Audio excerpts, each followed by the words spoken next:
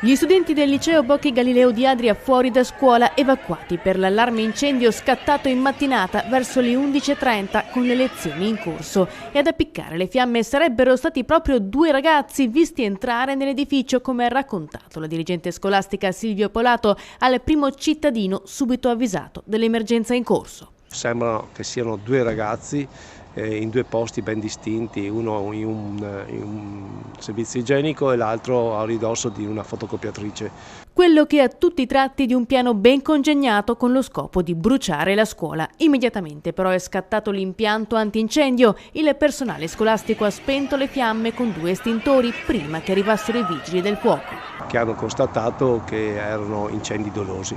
I pompieri hanno controllato il completo spegnimento delle fiamme. Del materiale cartaceo andato a fuoco. Il liceo è stato aerato e sono state messe in atto le operazioni per ristabilire le condizioni di igiene e salubrità dei locali interessati dal fumo. Sul posto anche la polizia per le indagini, ma sembra che ci siano pochi dubbi.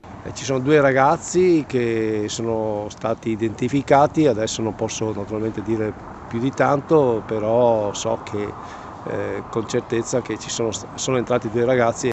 Nessun ragazzo ferito o intossicato, ma il sindaco Braboiani fatica a parlare di bravata di fronte ad un serio pericolo per la sicurezza degli studenti.